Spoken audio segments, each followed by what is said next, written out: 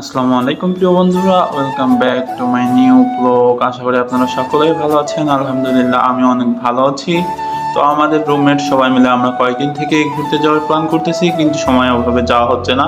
কিন্তু আজকে আমরা বেরিয়ে পড়েছি সবাই মিলে কোথাও ঘুরতে যাওয়ার জন্য। ঘুরতে যেতে যেতে আজকে আমরা অনেক সুন্দর সুন্দর জিনিস দেখলাম। তো আজকে আপনাদের সাথে এটাই শেয়ার করব। ভিডিওটা এক সেকেন্ডও স্কিপ না করে পুরোটাই দেখবেন। এন্ড ভিডিওটা শুরু করার আগে আপনাদের কাছে একটাই রিকোয়েস্ট, ভিডিওটা ভালো লাগলে লাইক কমেন্ট শেয়ার করে দিয়ে আমাদের এই পেজের সাথেই থাকুন। তো বেশি কথা না বলে চলুন আজকে আমাদের ভিডিও শুরু করা যাক।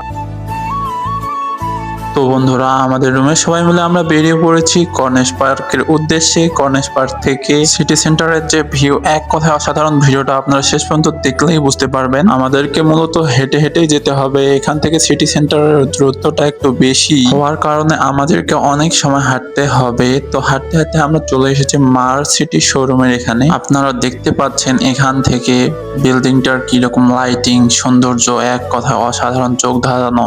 আর বাইরে থেকে আমরা ভিতরের গাড়ির দৃশ্যগুলো দেখছি।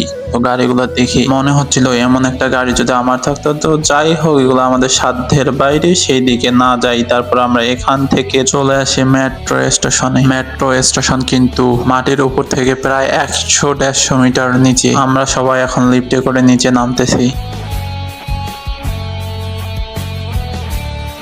নিচে নামার পর একবার দেখেন এখানকার কাজটা, মনে হচ্ছে কোনো রাজপ্রাসাদে ঢুকে পড়েছি। তারপর এখানে কিছু সময় আমরা সৌন্দর্যটা উপভোগ করে কিছু ছবি তুলে এখান থেকে আমরা চলে আসি স্টেশনের ভিতরের দিকে। এখানে দেখতে পাচ্ছেন আমরা যে মিডলে আছি, এখান থেকে আরো নিচে যেতে হয়। আরো নিচে আছে মেট্রো রেল।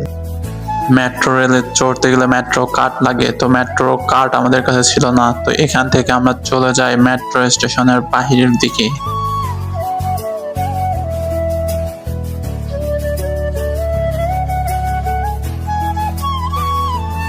মেট্রো রেল থেকে রাস্তা পার হয়ে আমরা এইদিকে চলে আসি। এইদিকে দেখতে পাচ্ছেন সোক ওয়াকিব। এই এলাকাটা হচ্ছে সবচাইতে বিলাসবহুল এলাকা। এখানে বিভিন্ন কান্ট্রি থেকে টুরিস্টরা ঘুরতে আসে এই জায়গাটাতে, বিশেষ করে ইউরোপ থেকে। এখন যে গাড়িটা আপনারা দেখতে পাচ্ছেন, এই গাড়িটার নাম আমার সঠিক মনে নাই। এই গাড়িটাতে চড়ে পুরো এলাকা তারা ভ্রমণ করে। আর এখানে যে শপিং মল এন্ড রেস্টুরেন্ট গুলো আছে, এগুলো আমাদের মতো মানুষের জন্য বিলাসিতা। তো যাই হোক বন্ধুরা, এইখানে কিছু সময় কেটে ঘোরাঘুরি করার পরে আমরা এখান থেকে চলে আসি সাগর পাড়ের এইদিকে। সাগর পাড়ের এইদিকে এসে আমরা দেখি উট। জীবনের প্রথম নিজের চোখ দিয়ে সরাসরি এই প্রথম উট দেখার অনুভূতিটাই ছিল আলাদা রকম। এখন যে উটটাকে দেখতে পাচ্ছেন, এই উটটাতে একটা বাচ্চাকে চড়াবে, চড়ে আর চক্কর দিবে।